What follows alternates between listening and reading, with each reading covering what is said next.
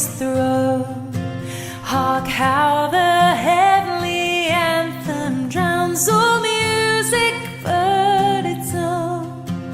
Awake my soul and sing of him who died for thee, and hail him as thy matchless King through all eternity.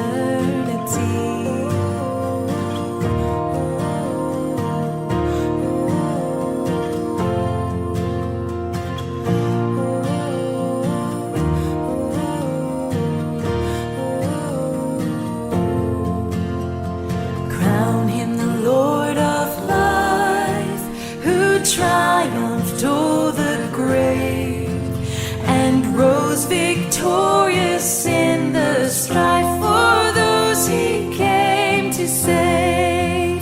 His glories now we sing, who died and rose on high, who died eternal life to bring, and lives that death may die.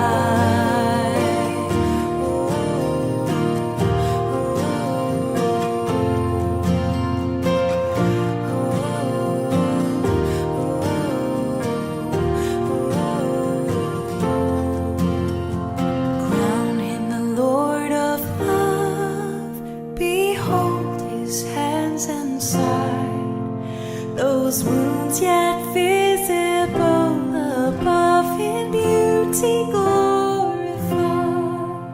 Oh, hail, Redeemer, hail, for thou hast died for me.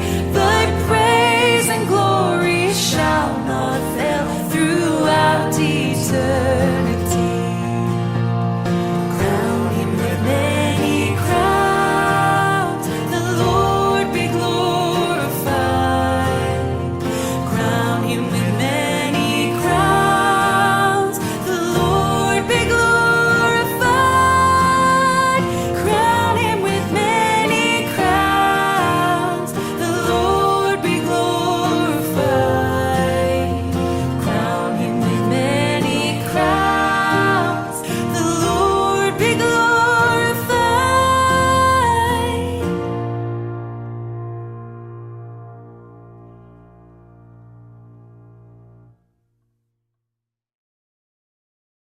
Magandang umaga po. Welcome po sa ating prayer covenant ngayong umaga.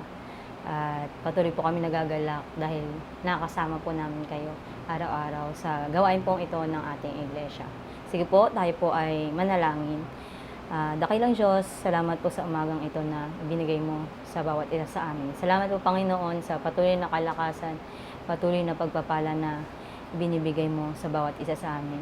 Panginoon, sa mga oras na ito, dalangin ko po na samahan kami ng iyong presensya, ng iyong banal na espiritu sa pagbubulay-bulay po ng iyong mga salita. Ito lang po ang aming dalangin sa pangalan ni Jesus.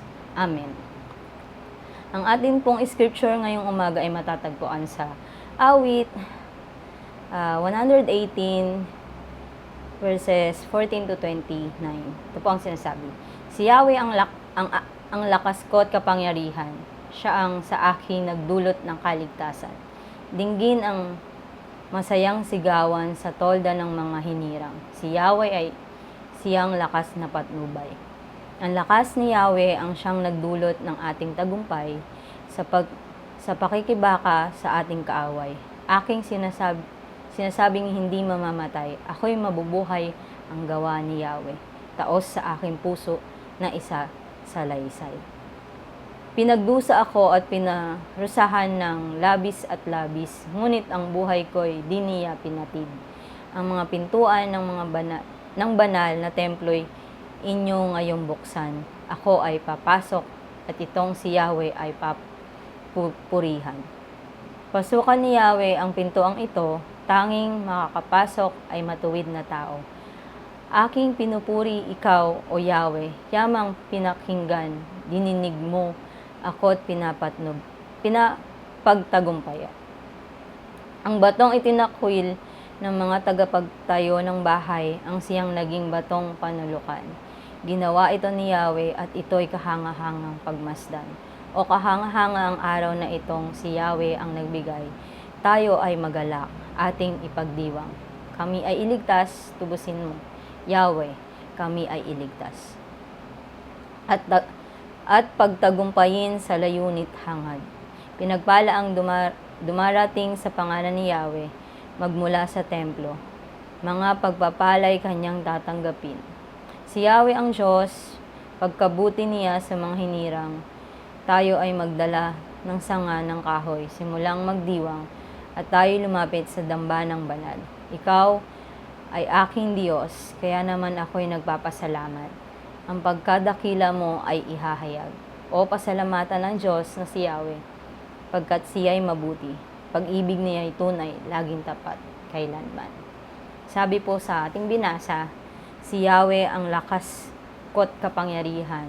Siya ang sa aking nagdulot ng kaligtasan. Sa gitna po ng laban natin sa buhay, sa mga pinagdadaanan po natin, isa sa pinakamalaking tukso po sa atin ay yung lagi tayo nagtitiwala sa ating sarili nating lakas. Pero pinapaalala po sa atin ng talatang ito na ang tunay na lakas po ay nagmumula kay Yahweh. Hindi lamang po siya yung nagbibigay ng lakas para lumaban tayo, kundi siya rin ang dahilan kung bakit tayo nagtatagumpay sa bawat pagsubok, sa bawat pinagdadaanan natin sa buhay. Ang sigawan ng kagalakan sa mga tolda ng mga hinirang ay larawan ng isang bayan na nakita ang pagkilos ng ating Panginoon. Nasa gitna po ng mga panganib at pagsubok, sila ay iniligtas. Hindi dahil sa kanilang kagalingan, kundi dahil po sa kabutihan po ng ating Panginoon. Sinasabi din po diyan, hindi ako mamamatay, ako'y mabubuhay at isasalaysay ko ang gawa ni Yahweh. Ito po ay pinapaalala sa atin na huwag nating itago ang kabutihan ng ating Panginoon. Kapag naranasan po natin ang kanyang kaligtasan, ang kanyang patnubay, ang kanyang presensya, ay hindi lang po dapat natin ito itago. Hindi lang po dapat natin ito sarilinin or mananatili sa atin or sa ating mga puso. Kundi dapat po natin itong ipahayag sa iba or i-share sa iba yung mga ganong pangyayari sa ating buhay para po ito'y nabubuhay at malaganap din po sa iba. At pangulo po sa talata na binasa natin, ang itinakwil na bato ay naging batong panulukan. Ito po ay isang paalala rin po sa atin na sa ating Panginoon po, ang mga tinatanggihan ng mundo ay maaaring gamitin para din sa kanyang kaluwalhatian. Ang araw na kanyang binigay ay hindi lamang po isang literal na araw, kundi isang panahon na bagong pasimula ng tagumpay at ng biyaya. Kaya patuloy po tayong magalak, patuloy po tayong magdiwang dahil ang ating Diyos po ay laging nakapatnubay sa atin. Siya po ang ating lakas at ang ating tagumpay.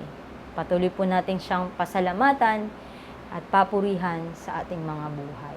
Tayo po ay manalangin. Panginoon, salamat po sa kabutihan mo.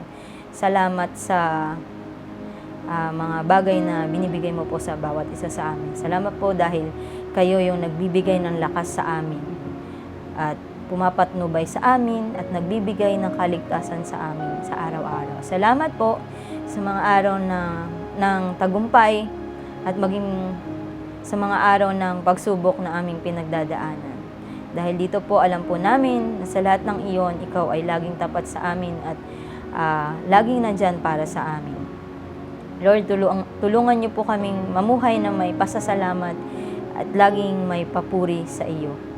At sa pagpapatuloy po ng aming araw ngayong araw na ito, Panginoon, dalangin ko na patuloy mo kaming ingatan, gabayan at patuloy mong pagpalain ng aming mga buhay. Ito lang po ang aming dalangin sa pangalan ni Jesus. Amen.